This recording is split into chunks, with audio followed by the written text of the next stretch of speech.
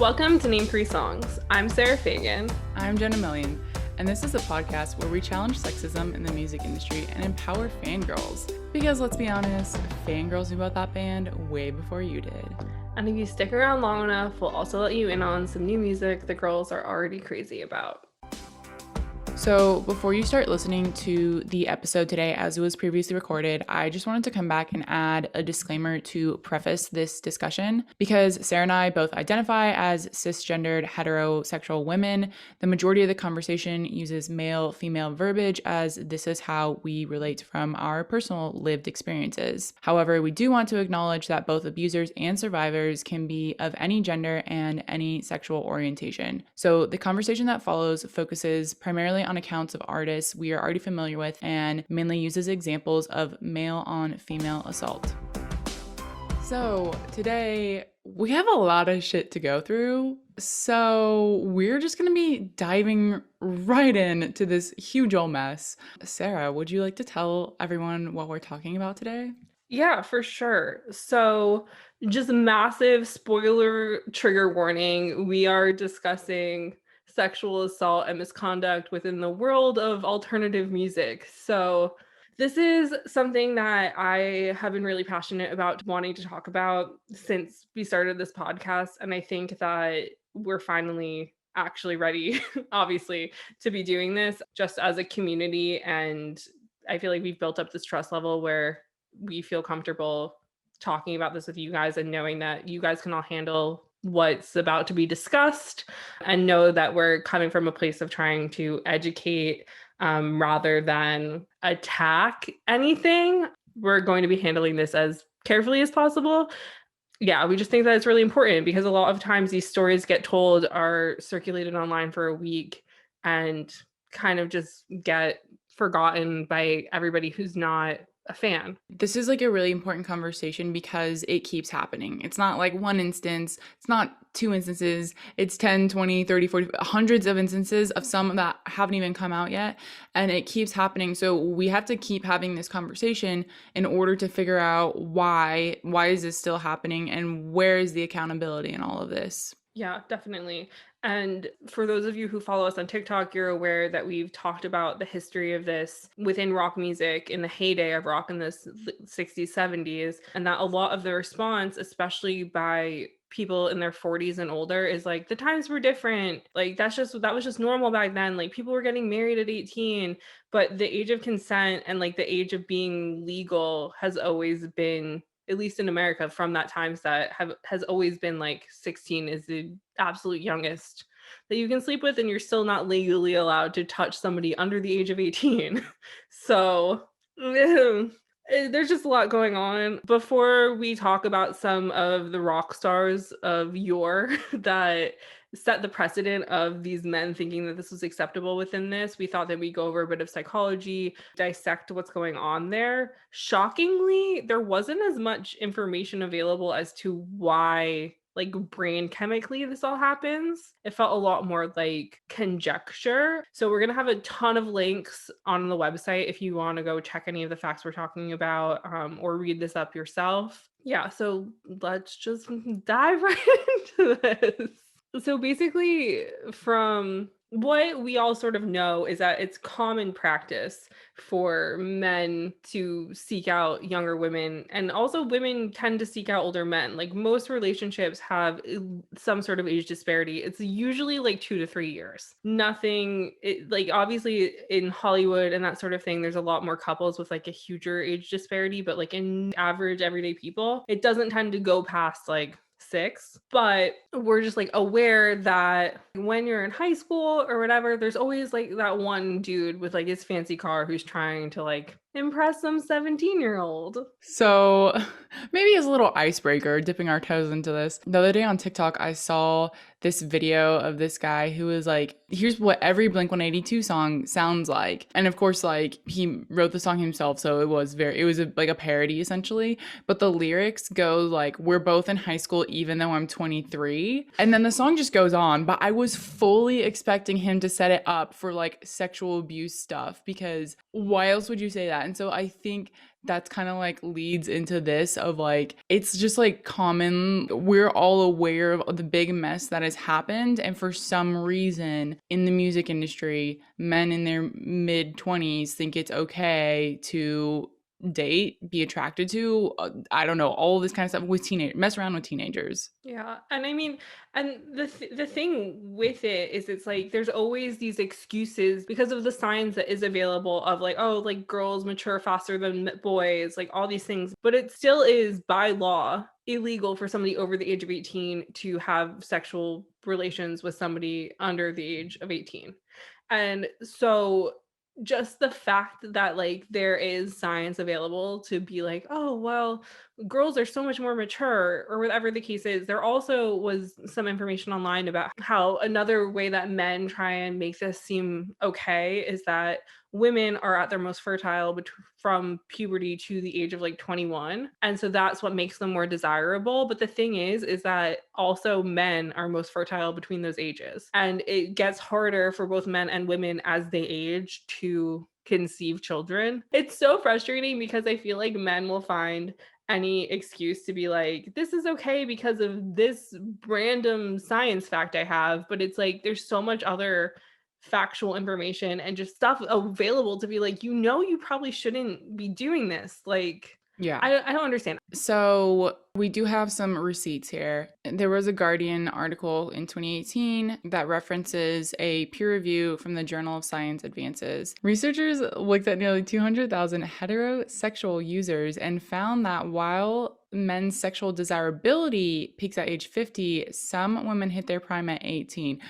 which is also, it plays into that trope of like the old hag and like women aren't pretty after they're 18 and like all this stuff, which is absolute sexist bullshit. But also, like, I can name so many women in Hollywood who got so much hotter as they got older. And just like, not even women in Hollywood, like women, normal women I know who just kept getting hotter. So, like, I don't get it. It's Yeah. frustrating and unfair. They continue to say a 2010 study by OkCupid found that the median 30-year-old man spends just as much time messaging teenage girls as he does women his own age. What? Are you serious? Why? How? Why? How? Well, I mean, you can be 18 and on OkCupid. I suppose so. And so it's just like, I don't know, it's so gross and frustrating. And I just don't understand the fixation on it. And I mean, just going back through history, I mean, there were like child brides, there were all these things. Like the age of consent back in like the 1500s was like if you had your period, you could consent to sex. So this is something that's just changed throughout time of like people realizing like what was and wasn't okay. There's also, we found an article from the American Psychological Association in 2019 mentioned that psychosocial maturity, the ability to exercise self-control, even in the emotional situations, does not become adult-like until later, sometimes in the 20s. So this is saying like teenagers aren't like their brains are not fully developed. Like we know this in general. Like your brain is not developed until you're like 25ish. So like teenagers don't have really the capacity to fully understand what's happening, especially when they haven't had a lot of their own lived experiences, especially when there's this power dynamic of like men taking advantage of, they just think like, oh, this is just how it's supposed to be because they don't have anything else to go off of. Yeah, it's so messy. And it's like, just because somebody looks like their body looks like an adult doesn't mean that their mind is that of an adult. And that's why the child grooming is a felony offense, because you're trying to coerce a child into having sexual relations with you. And it's just these things of people get so stuck on the age of consent that they don't focus on the bigger meaning of these things. And it's like, it's just that weird situation where I don't know any people within my age range that don't know a teenager. Meaning most people I know have like a cousin who's a teenager, have like a family friend who has like a teenage child, or like has a friend who's a tutor or something. Like it's not like they don't come in contact with teenagers that they know are not objects that they can desire. And so the fact that there are people in our age group and older who are are like aware of teenagers, that like they know in some sort of personal capacity, and still can feel okay with like going on Tinder and setting their settings from like Well, 18 to it's not even 24. it's not even that. It is like, I mean, a lot of like abuse situations happen when the abuser knows somebody. Like Yeah. it could be like a family friend or something like that, or like a coach or whatever it is. And that's the other thing, is it's like a lot of times when the abuse is with somebody, it's like that means that they know a plethora of teens. Because if they know you, they know your friends, they know these, like it's just like it just blows my mind that you can like see a group of like 15-year-old girls and be like, "Oh, that one's so mature." Meanwhile, like the rest of her friends are like not mature enough for you to try and groom. And so you like pluck one out of this group and you're like, I'm gonna convince her to wait to have sex with me until she turns 18. But like string her along and tell her I love her and that she's my girlfriend and like all of this stuff that we're gonna get into because we have so many examples to bring to you today. Yeah, so I want to read this quote. This article is called Contributions from Psychology to Effective Use and Achieving Consensual or Sexual Consent. And it talks about power dynamics. Even though there might be a yes in a sexual affective relationship, there might not be consent. And that is indeed a coercive relationship if that yes has been given in a relationship determined by institutional power or interactive power. And so that comes into play with these musicians taking advantage of their fans or other musicians who happen to be female, because there is that like power structure, because men have all of the power within the music industry. And there are multiple, we have like multiple quotes from articles that like other people have done, who from victims who felt like they couldn't say no to these people because like they were such a big fan, and like they were so excited because this was like the first guy that showed interest in them, and also it just so happened to be like a guy that they essentially worship. And so the power dynamic there is so unhealthy, and it's so common because that's the same thing. And in a lot of these personal essay articles that we found, which is kind of the closest thing we found to anything like repetitive of like why these teenage girls are attracted to the fact that this older man is interested in them, is because like they have like a job, they have money, they have a car, they have like cool friends. They give off this vibe of like cool and interesting. And so for them it's like, oh, boys don't like me at school because like I'm alternative or whatever. But a lot of the alternative aesthetic fits within that like schoolgirl aesthetic that has been sexualized. And so a lot of these older men are like, oh, she's dressed like Britney in the Hit Me Baby One More Time music video, and I can touch her, but you can't legally. But it's like, but that's the situation. Is it's like they see these girls as sexual objects because of the way that they dress and the style that they do things in, and that's all that they see them as. Whereas these girls are like, oh, this like older man is interested in me. This validates me. Yeah, and so one of the examples we found from Grazia, which is a UK publication, is entitled My Teenage Relationship with an Older Man Still Haunts Me Now. And there's a quote: teenage girls can't look out for abusive situations because they have no idea what they look like. They will often make controlling behavior for romance. It is a lethal combination that has made 16 to 19-year-old girls in the group the most at risk for domestic abuse in the UK. So it really is like, as I mentioned earlier, like if this is like the first relationship you're having, even the second relationship you're having, you haven't like lived enough to realize what is actually going on. And there's so many accounts of like these, and then like the accounts we're going to get into with the actual bands themselves, of young women being like, at the time I didn't know, and later like I realized that was abuse or that was manipulation, whatever it is. Yeah. And I mean, girls being given to men as an object of affection or as wives have like gone down in history through like French kings, British kings, whomever, because of that view of like, oh, they're like so fertile, whatever the case is. And so this is something throughout history that has occurred. And then it And became, across multiple cultures, and like yeah. to this day child brides are a thing. Yeah, exactly. Like it's still happening. And in some countries, the age of consent is still like 13 because they essentially thrive off of the child bride market. But that's not what this episode is about. But it's just good to be aware that these things are happening. And America always tries to put itself aside and different from every country in the world. But in 1955, the book Lolita came out. And while that book was supposed to be taken from the like read as if like that you're reading a book from a not trustworthy narrator who's trying to convince you that his actions are acceptable. And it seems like nobody ever read the forward of that book based Well, off of yeah, what yeah. happened.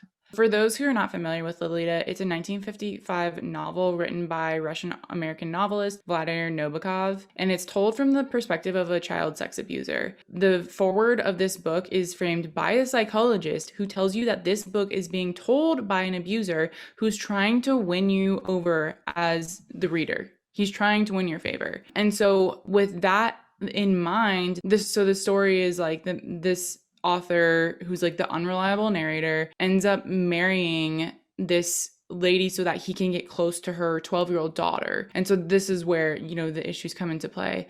And basically from the point this book was released throughout history, it has been entirely co-opted, I'll say, by like white men who entirely just miss the point. There's a podcast called Stuff Mom Never Told You, and they have a guest on who has her own podcast called the Lolita Podcast, where she dives stuff. So if you're more interested in finding out about that, I am going to reference that podcast. It will be available in the show notes. And so this is kind of like her argument, is that there's a lot of cis white male reviewers who don't understand that this is meant to be a cautionary tale, and instead they're buying into what the protagonist is telling you and who is basically lying to your face. And so all of these men are like using this as excuses for like, oh no, this is why it's okay. And in this podcast, she even goes on to say like, a lot of psychology students will read this book as a way to study the language that pedophiles use and the reason for their behavior. And so there's the book in 1955. There were several film adaptations, one in 1962 that was quite popular by Stanley Kubrick. And she goes on to say like these adaptions, they just overlook the fact that this was a child sex abuser, and it's basically told from the perspective of, oh, she wanted it, oh, she was promiscuous, all this other type of stuff, saying that it was two consenting parties when it absolutely was not. There's no way for a 12-year-old to consent to something like that, because no matter what you think that they know, they don't understand. And then that just leads to so many problems throughout life because they don't understand like what love is. They don't understand all of these things. And it's just so detrimental. And honestly, I didn't realize, I've never read Lolita. My mind frame of it is just like the culture that has come from it. But I also thought that it was written in like the 20s based off of like the complete misunderstanding of this book. Because the 1950s, especially like the mid 1950s, they weren't that long ago. Like, it's not some like ancient archaic time. There was electricity. Like, yeah, our grandparents lived through it. Yeah, there are so many people alive today who were alive then who aren't necessarily bad people. And so it's just like, clearly there was a choice that you could make. Like, it wasn't like everybody was doing this. It was still the same sort of choice. And the fact that like now in doing research for this, I'm aware that this came out in 55, and then the rock group, like baby groupie thing was happening about 10 years later. It all makes so much more sense because all of these men completely missed the point. It's like the point was here and they were just like, wah! You can't see me. Just going right around the point. Yeah, they were just like, oh, the point, let me just dance around that, like just completely ignore it. And so literally in doing research for this, so many things just fell into place in my mind of like understanding the behavior and why people are like, it was different times, blah, blah. It's because people's perception is so off and it's so wild. Like, yeah, just because I think we made this point in our misogyny and songwriting episode, but just because it was a different time doesn't mean it was okay. Yeah. Like, people were just more willing to overlook it then.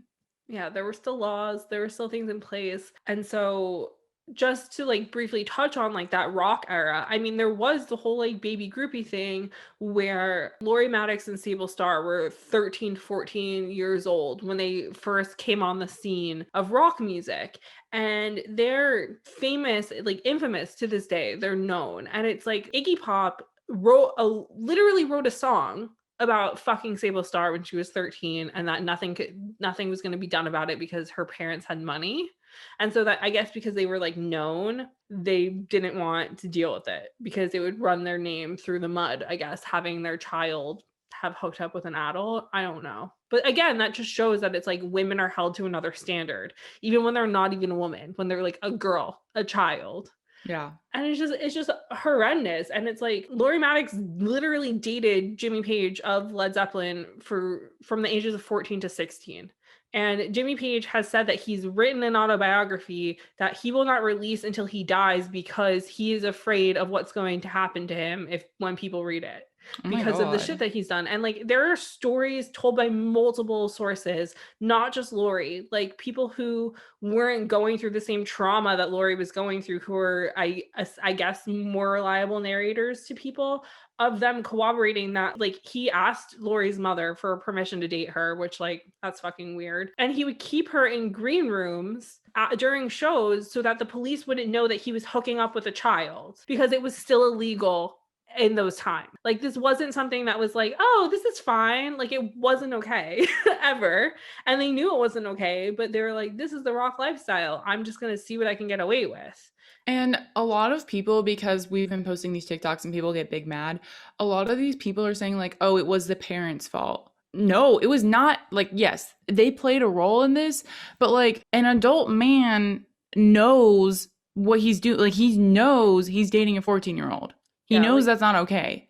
It's not only the parents' fault. yeah, exactly. And it would be slightly different if he was like 18 and she was 14, because like, I mean, it's still not excusable, but it would be different than like a 32-year-old being like, I How old want to was he? date. So Jimmy Page was 28 when he first started dating Lori, and he was with her until he was 30. And he literally had her kidnapped once because he wanted to see her. And he just like, he just had his bodyguard go and grab her from her house and like kept her in a hotel room for a week because he didn't want anybody to know that she was there. Another argument that we hate to see in the comments is she wanted it. We just said it. She was too young to know. Like, yeah, she might have been like, this is fun. She was too young to know that wasn't appropriate behavior. Yeah. And it's like, just because when these women still talk about these events still to this day and they're like, I don't regret it, whatever. It's like, of course they don't. They had a fun time. I'm not saying that Lori didn't feel loved by Jimmy Page, Sometimes but they had a fun time. Other times they realized what happened was really messed up. yeah, it's just that thing where it's like, just because they wanted to be there at that time, it's like they don't have the cognitive dissonance to understand what's actually happening. And it's like when most of the other groupies are of age and they're doing the same things, you're like, well, this is just what girls do backstage. So it's just what you think is happening because that's the environment that you're surrounded by. And it's like, there's nothing wrong with being a legal aged groupie, but like everybody is a little bit at fault here. But also, the times in a sense were different. Parents didn't care as much. They just were like, go out, do what you want, as long as you're home at like whatever, as long as I know you're alive, that's cool. And even sometimes parents didn't care. And it's like, that still happens to this day. Like people have kids and they don't give a shit about them. So it's still the abuser's fault. You don't have to take a test to become a parent. Like people just pop out kids, you know? Like there's nothing you have to do to be able to give birth to your own child. And so we need to hold these men accountable. And it's the same thing where with Steven Tyler and Julia Holcomb, like she was 16 years old and Julia's mom, like Julia had a very, like a not good home life. And so when she was like, oh, I'm going to go to Boston to live with Steven Tyler then comes to her mom and is like, oh, I need to enroll her in school. Can you sign over parental rights to me? And she was like, oh, sure. Cool. And Julia was like, my mom's not going to do that. Like, why would she do that? And he was like, well, I He need to be already able to did. travel over state lines with you. And the only way to do that is if I have custodial rights over you. And she was like, she didn't think her mom was going to say yes. And her mom said yes anyway. And she did it. And so, like, there, I guess, is a parent at fault. But I guess also that's a parent being like, well, maybe she'll have a better life. So, like, She also was under the assumption that he was signing her up for school. So yeah. And then he kept telling Julia that they were going to get married. They were going to live like this beautiful life together. And so they started to try to have a baby. And when Julia got pregnant, he just left on tour. And there's this whole thing of that she was in their apartment and she woke up and the apartment was on fire. There's conspiracies that one of Steven Tyler's friends who saw her that day set the apartment on fire because Steven was trying to have her killed. That's a conspiracy. Nobody, that's not fact, but this is something that people talk about online because once she got out safely and she went to the hospital and the hospital was like, your baby's fine, you didn't inhale that much smoke, you just need to rest, whatever. Steven was like, well, I don't think the baby can possibly be fine, we need to have this baby aborted. And he essentially was like, I'm her parent, abort the baby. Oh my God, that's so fucked up. Yeah, and so he forced her to have an abortion, which led her to be like a staunch pro-life person, which is like not, somebody forced you to have an abortion, don't force other people to not have one. That doesn't make any sense, but she literally had to go and start her whole life over. He just left her and was like, okay, and so she had to go back to her mom and her stepdad in like the middle of nowhere and start all over. And it's just like these men in music will be like, well, I want to use this young broad until I don't need her anymore. Yeah, so I think point being is the examples of men in music abusing their power go back to the heyday of rock and roll. They weren't held accountable. Yeah, they weren't held accountable, and it set precedent for bands years to come of like, and not even that, like that's like obviously like getting deep into the like messed up stuff that happened, but in general the adoration of young teenage fangirls, like that was more the precedent that was set of like Mick Jagger like being sexual and like doing whatever he wants and having screaming fangirls run after him, and other dudes being like, I want that. That's the power position where it's really easy for men to take advantage of the young girls. Well, I mean, even just as an example, like we found a Machine Gun Kelly interview when he just like had first gotten started. And I guess he was like hanging out with Kendall Jenner or something. And Kendall Jenner was like, No, I don't think he was. He was okay, just saying it. but so Kendall Jenner was like 17 or 18, I think 17. And they were like, oh, like, would you try and date her? And he was like, have you seen her? Of course I would. And he's like, it's not like that would be the first time in rock. He mistook Jimmy Page for Robert Plant, but he was like, Jimmy Page dated a 14-year-old. Axl Rose like dated a 16-year-old. Like, it's just what happens in rock music. And it's like, Coulson. That ain't it. That's not the take. But that's the thing is, it's like he said it out loud, and the amount of these artists that probably think the same thing but don't say it out loud. Yeah. But he is now the only man in pop punk dating a woman of age. Sorry, I gotta make this light and breezy sometimes. I don't know how not to. So I think that's a perfect segue into the messy world of Warped Tour and pop punk. Oh boy. Oh boy, oh boy, oh boy. So at this point, you guys are very aware that Jenna and I have been mega fans of the pop punk and emo world, the Warped Tour bubble, as I so lovingly call it, since we were young. It's sort of what raised us in a way, especially me, because I've been listening to this since I was like 10 without knowing what was going on.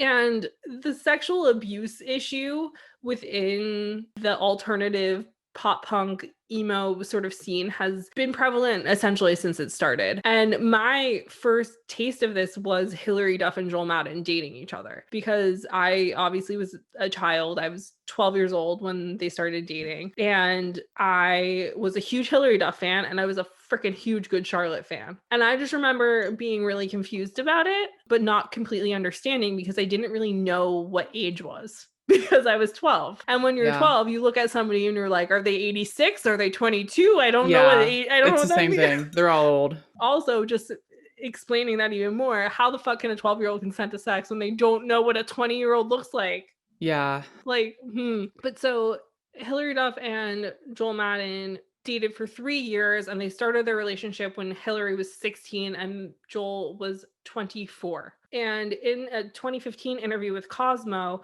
she said, I had a 26-year-old boyfriend, so everyone can make their own assumptions about what I was doing when asked about the virginity situation. So I don't know. But like, they had to pretend that they weren't dating for 2 years. And then after the fact, she was like, oh yeah, we were dating. But she would take him to like premieres and all these things, and they'd just be like, we're just friends. It's no big deal. But they'd be like holding hands and acting like a couple, and just nobody talked about it. Nobody was like, what's going on here, until sort of like after the fact. They would insinuate of trying to get her to like admit that they were being sexual with each other, but it was never really acknowledged, which is insane. And it's just insane to me that I essentially grew up being like, oh, this is okay because Hillary Duff's doing it. And Yeah. so that's the other thing, is it's like girls my age growing up being into pop punk, being like, well, my like girl hero and my guy hero dated when I was 12 and she was quite young. And then you go into this and then these men in pop punk continue to perpetuate grooming standards and you're like, this is fine. And it's just like the amount of things that I look back on that I'm like, holy fuck. If my parents cared any less about me, how much shit that could have happened to me is terrifying to think about, just based off of like the relationships I had with bands when I was like 16 years old. Like Yeah. it's terrifying to look back and think about it. Like And that's the thing is like you a lot of times don't realize it until you're older. yeah, you have no idea because as we keep saying, it's like this person that you look up to, that you're a fan of, that you think is like hot shit, really cool, whatever. They're giving you attention in a way that other boys aren't giving you attention, and you don't even know. I think it's interesting that we keep coming back to like the conversation of like girls are too young to know, but like why aren't we talking about like why do these men think it's okay? Like what in their brain is like, yes, it is okay for me to date a questionably underage child. Well, that's the whole thing that I said when we started this. It's like there's nothing that I could find in the 2 weeks of like proper research I was doing into like psychology on this that explained the brain function of as to why men think that this is okay. I think it has a lot to do with cultural influences, and maybe that's why there's not like a specific like psychological thing. It's just like our culture has been like, yep, it's okay. And that's it. Like this is why all this shit is like coming out now, and like the Me Too movement, all that stuff, because girls have finally like had enough and we're finally standing up for ourselves because nobody else will and nobody else has. Just like personally thinking about things and thinking about the amount of band guys that got close to me and then stopped talking to me, and me being mad about it, and now looking back and being like, oh, that could have got illegal real fast. Yeah. I'm like having some revelations here and I don't know how to deal with this right now. If these women hadn't have come forward in all these, we're about to get into it, like all these instances, men would still be getting away with this because they won't hold each other accountable. That's what got us here in the first place, which is so ridiculous. Of like, finally, the people who are the survivors have been able to come forward and feel comfortable sharing their stories. This is why this has been perpetuated. It's like, it is so disgusting to think that if the survivors had not said anything, that this would still be going on unchecked. And it currently is still going on, but like even more so. And it's so frustrating because like when most people think about like pop punk stuff, it's like Warped Tour. And that's why I say like the Warped Tour bubble, because there's a lot that fits within that of like styles and types of music, and it feels more fitting because we're American to refer to it as that rather than just calling it alternative, because in my mind technically like Imagine Dragons is alternative and they would never be on Warped Tour. Gross. We're not talking about that band here. So Warped Tour is literally a breeding ground of abusers. The amount of artists who have gone on Warped Tour and have been invited back to Warped Tour, who have perpetuated different levels of abuse towards women of age and underage is atrocious. And so just to start this off with a bad taste in your mouth, I'm going to give you a quote from Kevin Lyman, the creator of Warped Tour, from an interview with Billboard in 2018 about the end of Warped Tour. This interview was done by Chris Payne, who was Billboard's staple pop punk man. A good man in pop punk. And he asks, what was it like dealing with the issues of sexual harassment on the tour in recent years? And I'm just going to say this, please sit down before you listen to this quote, because fucking hell. Kevin Lyman goes, well, that sexual harassment didn't happen on Warped Tour. If you go through every one of those stories, it didn't happen on Warped Tour, except for Johnny Craig. And we sent him away. Johnny Craig like sexually harassed a merch girl, which is a lesser offense to all of these other offenses. So I don't know why he's like, well, Johnny Craig, we kicked him off. It's like, you have literal pedophiles on your fucking tour, Kevin.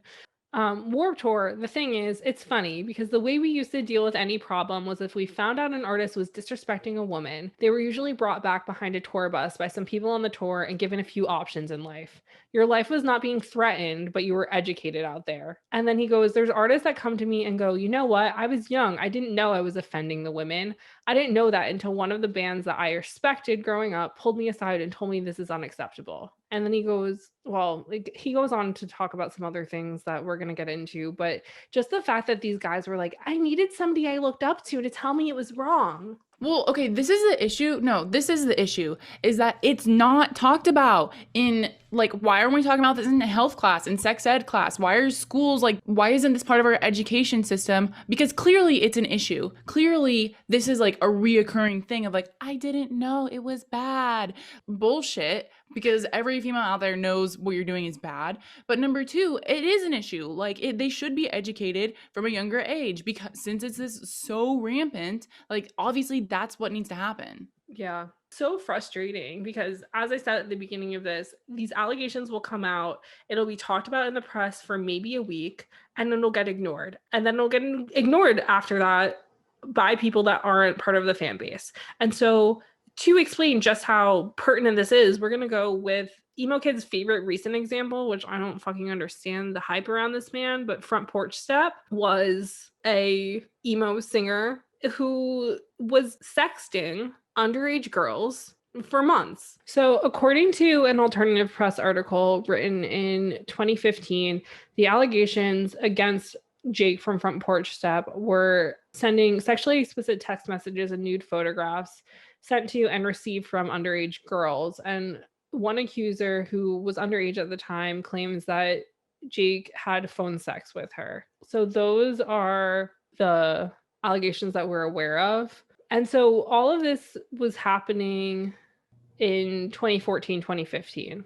And they started a change.org petition to get Front Porch Step removed from the Warped Tour lineup of summer of 2015. And Kevin Lyman, our favorite man of the hour, his initial response to this was, I am on vacation, and when I get home, the Front Porch Step allegations will be completely vetted. And then, because people kept harassing him, he goes, we'll be back to work earlier than expected to deal with this situation. Except that he didn't deal with it. No, he did not. So Jake's initial response to this was, I'm aware of everything going on right now and we'll be addressing it soon. I'm so sorry this happened. He later posted a longer update saying, I'm aware of the serious allegations and sensational things being posted on the internet about me and my personal life. While this is personally difficult to experience, I am taking the appropriate, meaningful, and objective steps to address the severity of these things and the horrendous words being used.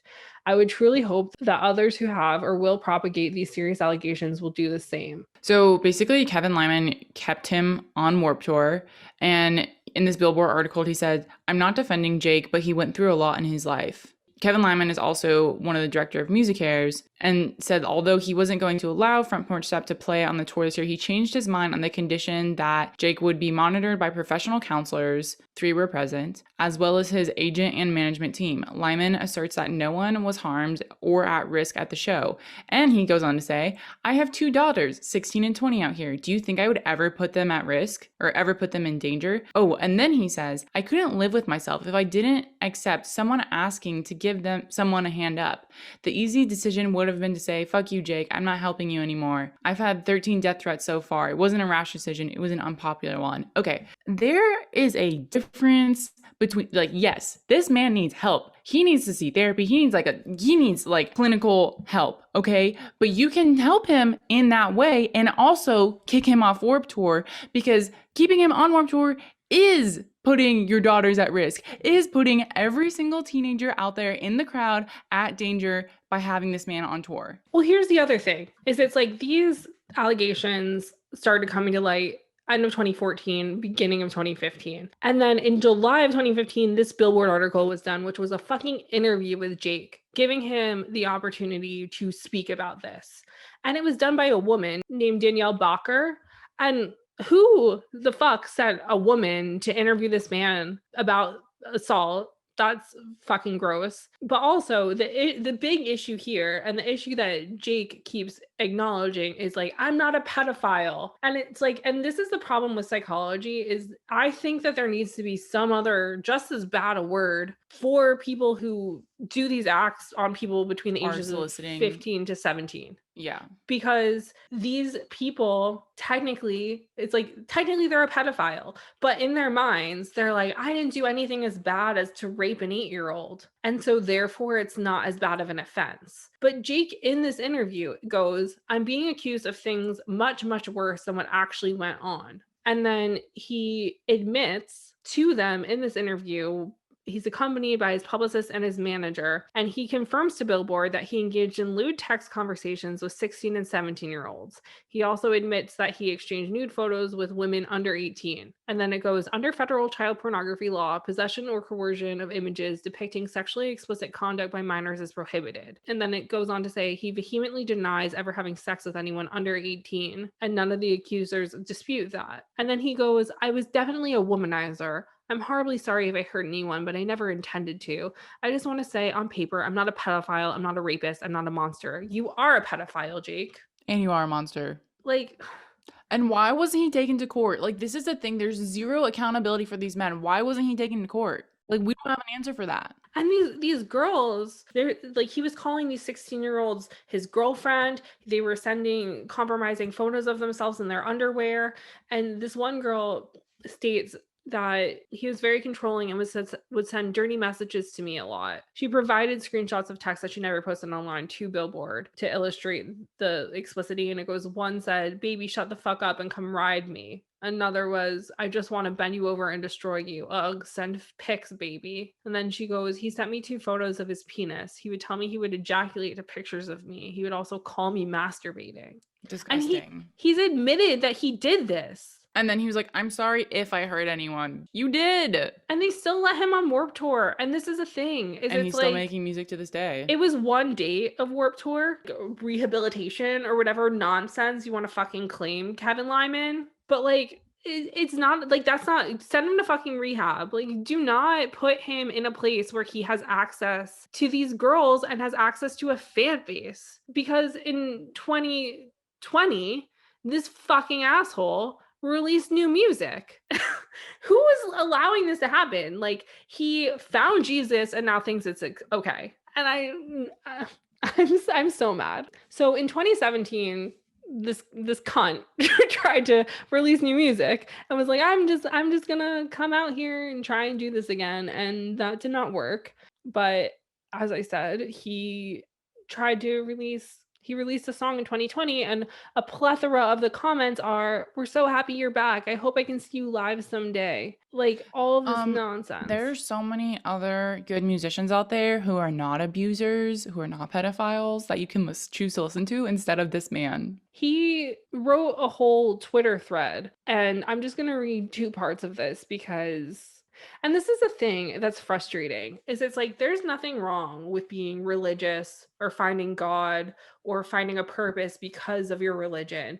But to use your religion as a scapegoat for a way of being like, I'm going to be burnt in hell for what I did, and like insinuate that like you found religion as a way to like deal with the fact that you were a sexual abuser. I just feel like that's not what religion is for. Like, and also, that doesn't, just because you are religious now doesn't mean that you actually sought the help that you need through rehabilitation. He's saying that he essentially was absolved of his sins, is what I'm getting of this, because he's saying if Christ did not save him, then he will in fact burn in hell. And so he goes, I'm a pitiful excuse of a man, and of all the things that I've done, or things you think I've done infinitely more to the very Christ who chose to save me. And he is more than willing to save you if you repent of your sins and believe in the saving work of Christ. I don't understand. Like, it's just so frustrating when these people do horrible things and are like, I've repented for my sins. I know that I'm a vile human being.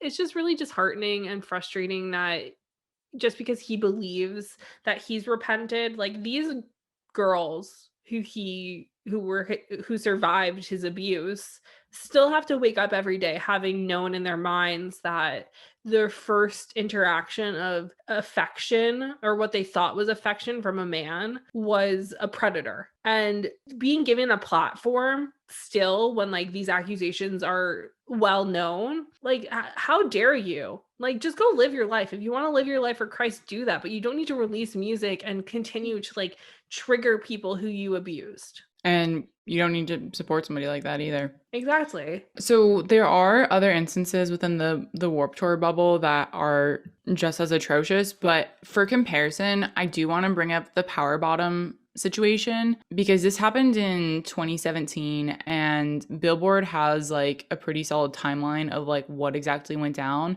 But if you're not familiar, like Power Bottom was a non-binary duo, so they were pretty big advocates within like the LGBT community. They had a huge following within that community. They're about to release their second album. They're getting a lot of praise from different publications, and a lot of allegations start coming out against one of the members. Comments on Reddit threads and Twitter raise allegations that Hopkins is a, quote, known sexual predator, perpetrator of multiple assaults, etc., end quote. The threads appear to stem from a post on a private DIY Chicago Facebook page by a user who claims to have seen Hopkins make sexual advances towards several people without their consent and heard accounts of Hopkins allegedly bullying other queer artists and making advances on minors. So this all happened so quickly, but after this came out, because they had a tour booked, this happened 2 days before their album dropped. And so quickly, they were dropped by management, they were dropped by the label, the tour was canceled, all the promoters started canceling the dates.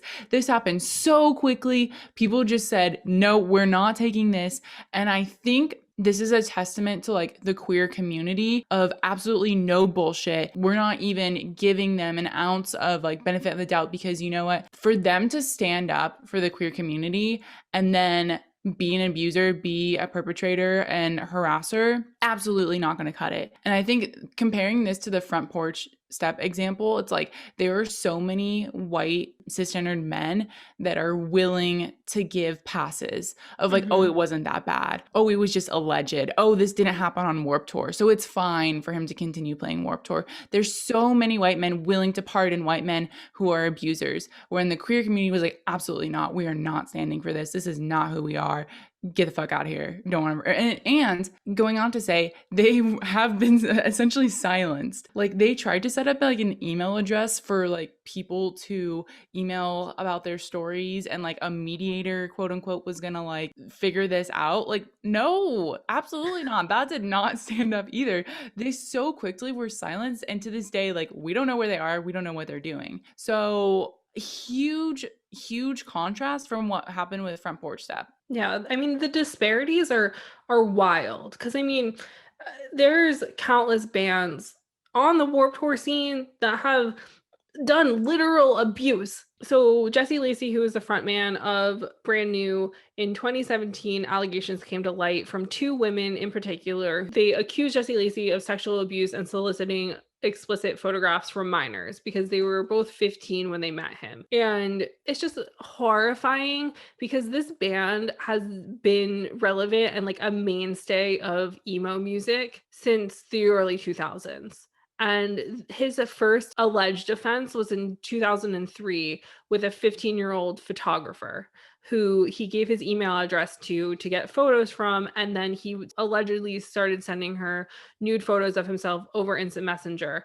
And she goes, "You're flattered because the singer of one of your favorite bands is interested in you and nobody's taken interest in you before. I didn't really see it for what it was, because when you're a teenager, you think I know everything, I'm an adult." And she said that she was in contact with him from the age of 15 until she was 22 or 23. And she alleges that he would masturbate while on Skype with her. And she goes, "I know I should have turned it off, but there's something in me that couldn't. This will definitely stay with me for the rest of my life." And another teenage concert photographer so this was in 2002. So that prior to the other girl, the same situation allegedly happened to her. And Jessie Lacy's response to these allegations was to release an apology statement stating, "I was selfish, narcissistic, and insensitive in my past, and there are a number of people who have had to shoulder the burden of my failures. I apologize for the hurt I've caused and hope to be able to take the correct actions to earn forgiveness and trust. I'm sorry for how I've hurt people, mistreated them, lied, and cheated. I'm sorry for ignoring the way in which my position, status, and power as a member of a band affected the way people viewed me or their approach to their interactions with me. And I'm sorry for how I have not afforded women the respect, support, or honesty that they deserved." I mean, he acknowledges his power status, so that's one thing that a lot of people just don't even, that they just overlook. Yeah, it's so much more than other people have done. And I mean, it's just insane because I mean, the list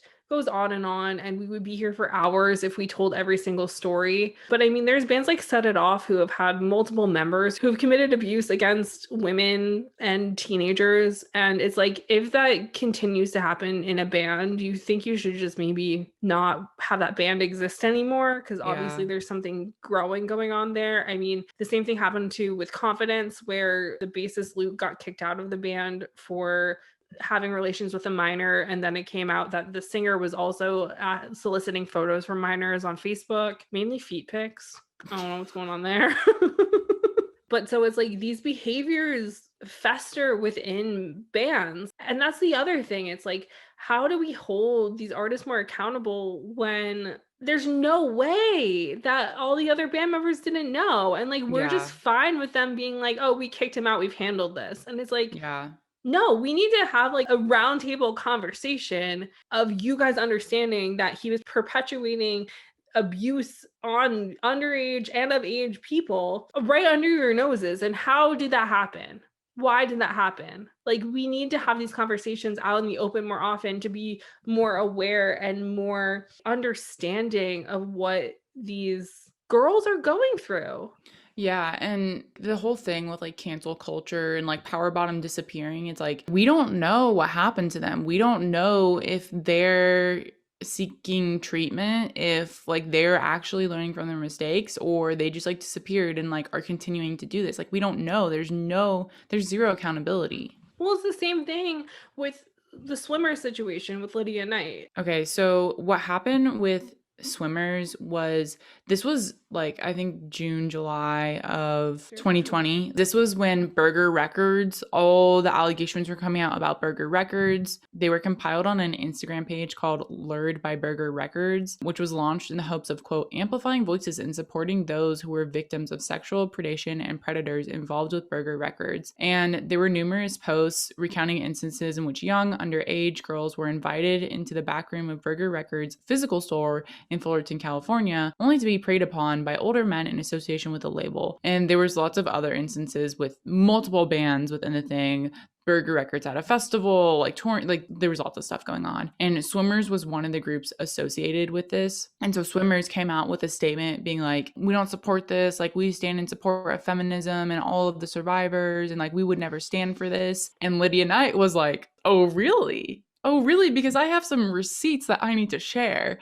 And she so graciously came forward with her personal story. And basically, she was in a relationship with Joey Armstrong, the drummer of Swimmers, from the ages of 16 to 18, while he was 22. In her IG post, she said, "For so long, I viewed it just as being toxic and not something valid enough to share. But I know that what I actually experienced was emotional abuse and sexual coercion by someone in a position of power over me," which is such a huge thing for her to recognize. And this is a thing we keep saying in this episode, is it's like you don't always know that it's happening at the time because you're too young to realize it.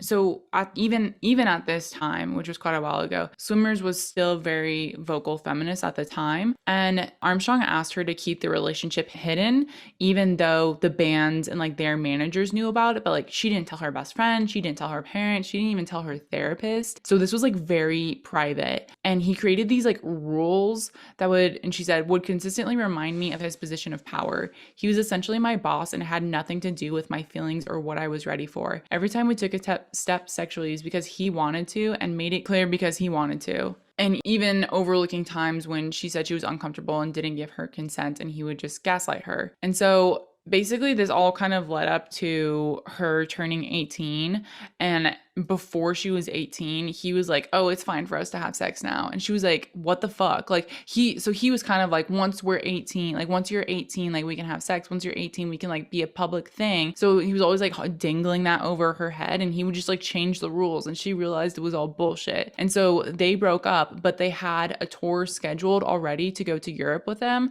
And she didn't want to like back out on their commitment to do this tour. So then she says, when they did do the tour, I felt like swimmers and their team were doing anything they could to exert power and punish me. From the beginning, he would constantly make jokes about how we would have to follow his rules on tour because he was the headliner. The professional power dynamic has made its way into all aspects of our relationship. So, big messy. It's so messed up because this so clearly shows the exact power dynamic that is like quote unquote less obvious when it is like a fan band person, because it's like, well, he's not your like he's literally her like her boss and is using it against her. But the other thing that's just really disappointing is it's like his dad is Billy Joe Armstrong of Green Day, who is supposed to be a staunch feminist and like a punk. And the fact that his son is the one who did this, and also the fact that Billy Joe never said anything about it, doesn't sit right with me. I mean, it's unclear whether his dad knew what was going on, but the other members of the band definitely did. Yeah. And I have his like response statement in which he said, while I don't agree with some of the things she said about me, it's important that she be allowed to say them and that she be supported for speaking out. I respect her immensely and fully accept that I failed her as a partner. This is gaslighting. You failed her as a partner, but you didn't coerce her into doing things she didn't want to do while she was underage. And he goes on to say, I was selfish and I didn't treat her the way she deserves to have been treated, both during our relationship and the 2 years since we broke up. So he's saying, he was like, yeah, I was kind of shitty, but I didn't do anything bad. No.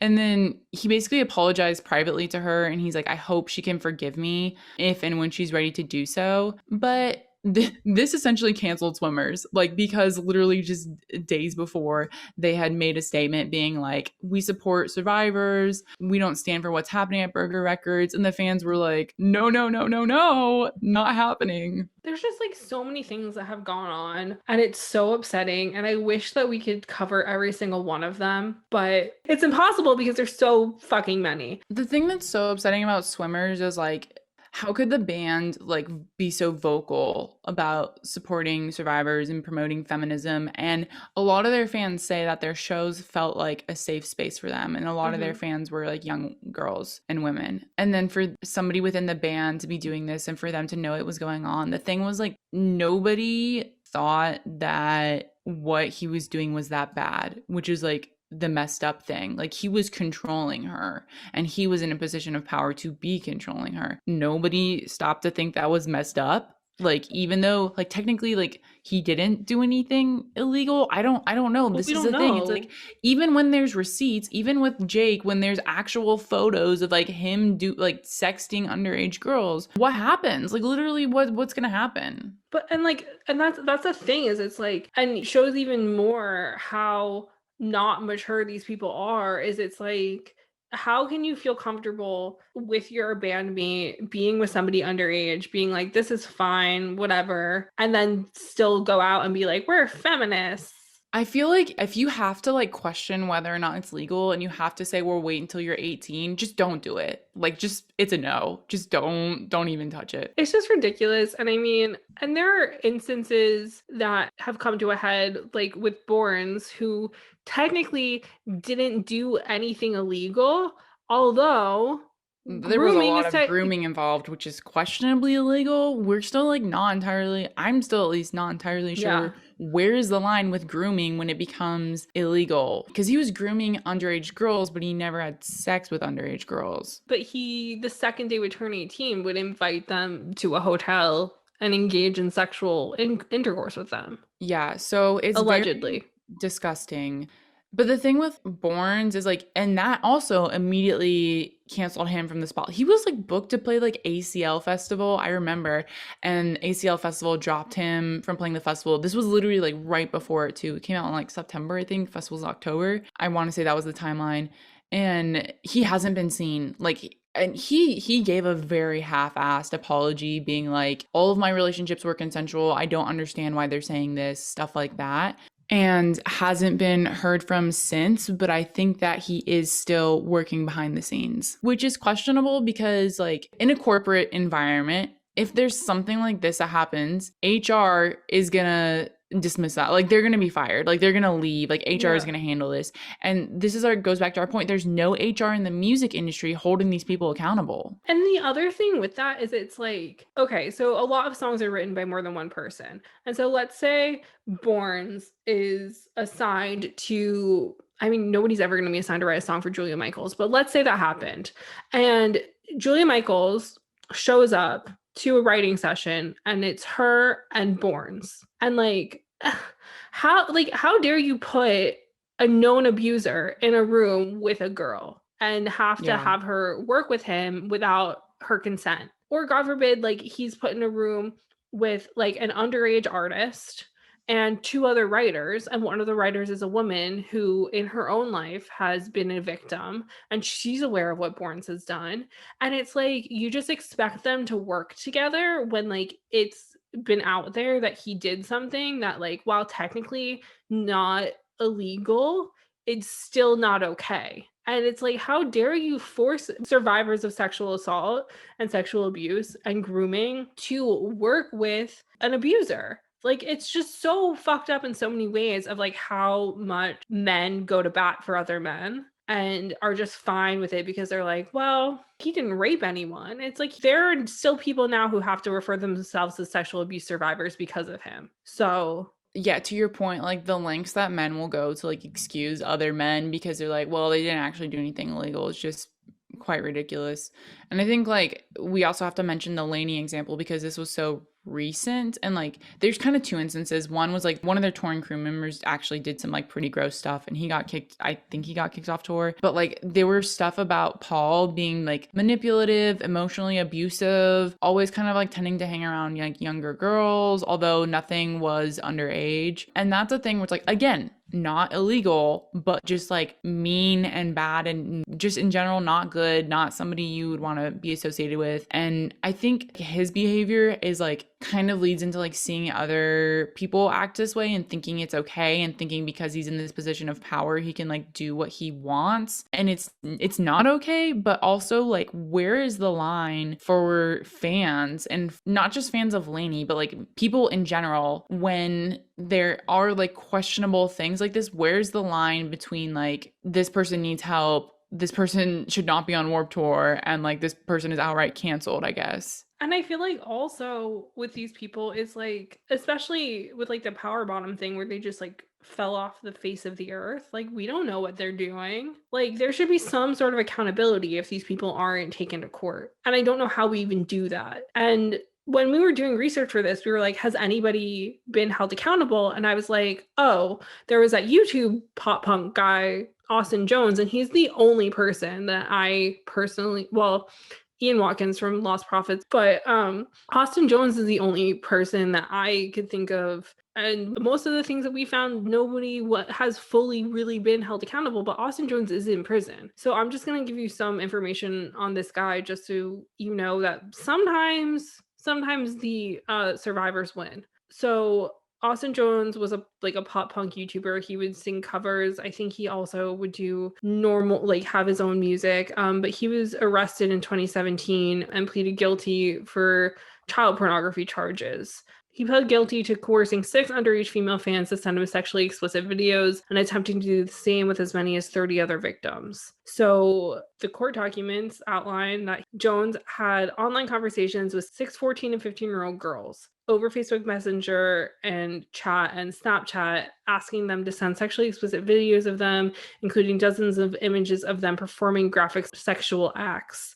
He would ask them to twerk, and he would give them specific instructions on how he wanted them to twerk so that he could see their ass properly. So he finally went to jail in November of 2020, and he's going to be there until 2027. But the thing is, okay, so I don't know how this works. Like, even if he's in prison, like, he still needs to work through this, like, psychologically. Like, he needs professional help. That's the issue in America, is they just send you to prison. They should send you to a rehabilitation center. Yeah. Like, so I don't know. I don't know. Is he getting services in prison? I don't know. Okay, so he was incarcerated on November 24th, 2020, and he's at a low security federal prison in Pennsylvania, and he's scheduled to be released on December 31st, 2027. So he's just in a federal correctional institution. So it's not like a rehabilitation center. So I don't even Yeah. know if he's getting help. So, I mean, like, because this issue is so rampant, and not just, obviously, not just the music industry, there really has to be like clinical help and like also education early, because men are not holding each other accountable if they think they can get away with it. Clearly, because that's what the situation has been up until this point. And so, like, as messed up as it is to be like, hey, men, don't rape, don't sexually abuse people, don't solicit pics from a minor. Like, that's what we have to fucking do, because if we don't tell them that, this is what happens when they're left to their own freedom. The discourse always is like, how can women make themselves safer from being raped, instead of like, how can Exactly. men not brave? Like, it we It's have fucked so up. much we have so much on our shoulders already as women, and the fact that it's also our job to make sure that we don't get raped or abused, when like we're taught that it's normal for older men to be interested in younger women, and like we're not taught about these things. Like, there's no way to keep yourself safe when you don't actually know what the signs are until you're in your mid 20s, to the point of today, in this moment, in recording this podcast, I realized I was probably being groomed. Like, what the fuck? Like, Yeah. And I think, when we have conversations like this, we are speaking about the patriarchy and the system that upholds these people in power that allow this stuff to happen. And so it's really easy for like some men to come in the conversations and be like, not all men. So I actually stumbled upon kind of like a essay type thing on Medium from 2014 by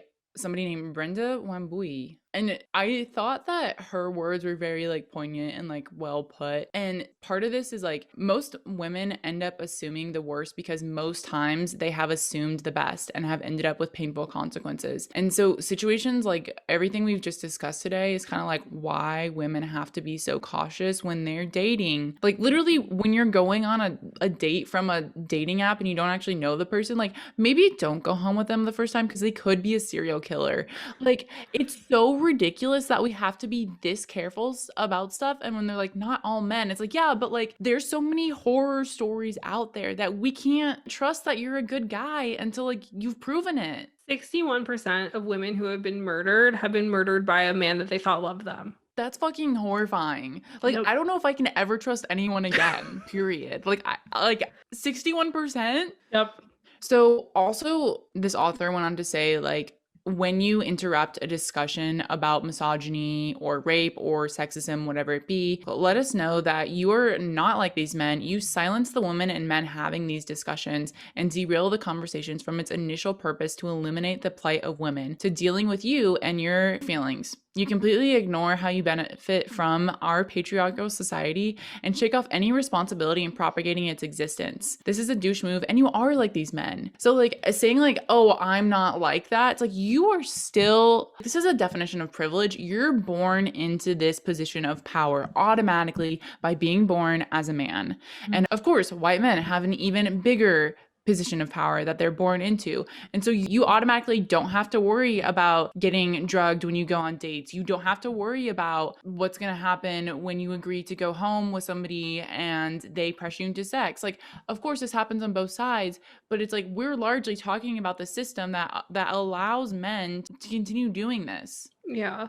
And I think that it's important to acknowledge that in talking about this, it's like we are aware that there are bands that haven't done things. We're aware that there are bands like Don Broco who had allegations against them that were not true, and they handled it very well, but that still could have completely tarnished their name. And so it's like allegations are taken seriously and should be taken seriously, especially in instances when you're dealing with an unreliable narrator. But just because there are allegations that aren't true doesn't mean that the ones that are true hold Are any any less less. valid? Yeah. Yeah. And so when guys are like, oh, well, my band doesn't do this, it's like your response to this should not be my band doesn't do this. I don't do this. I would never do that. The response should be, oh shit, other bands in my community, other artists in my community are perpetuating these acts of abuse. How do we help? How do we make women feel safer? How do we make non-binary people feel safer? How do we make everyone feel safer? Because And how do we continue to check each other within our band? Because swimmers, so and so, like supposedly was making people feel safer. And they had somebody within their ranks who was doing yeah. awful things. It's like you can never put your blinders on. If you want to be forward thinking and a safe space for people, you cannot be like, oh, well, she wants to date him. It doesn't matter because her brain's not fully formed.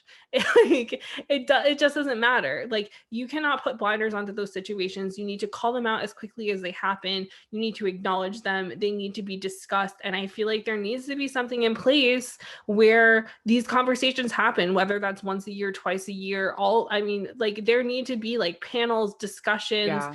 There should be things in place Like to practically like training before tour. it's It's not, just like when yeah. you join a new job and there's like every so often like your company does this sexual harassment training, like that shit needs to happen every time there's a tour. But I mean, like, there are outlets like Rolling Stone, AP, they have the ability to set up a panel of psychologists, of assault survivors, of these people to have open conversations in a public way with somebody backing them who is viewed as like high up in the industry, giving them a platform to talk about this and be like, this is how this doesn't happen. This is how we stop this from happening. Yeah. Like, because there are organizations out there available for assault survivors, but there's nothing, and the same thing we said in our conversation with Miyoko, there is nothing really specifically focused on music.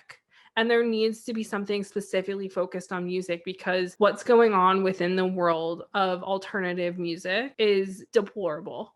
And like, it's horrifying because you have no idea who you can trust. You don't know what's a safe place and what isn't because Yeah. so many safe places wind up being not actually Not safe. I think panels backed sponsored by big publications is like a good place to start, but at the same time, it's so easy for like those to be happening and for people to still not pay attention to it. This is what we were saying with Miyoko. It's like the industry is so vast and so wide that there's no way you could like really hold every single person in the industry accountable, but it has to start with the people in power. It has to start with record labels, management, PR, whatever it is. Like them taking the lead in like calling this stuff out, but like educating and maybe holding those sexual harassment like seminars and making all of their employees and artists attend those and doing those biannually every year, multiple times a year. I mean, if that's what it's going to take, like that's what we have to do because clearly no progress is really being made.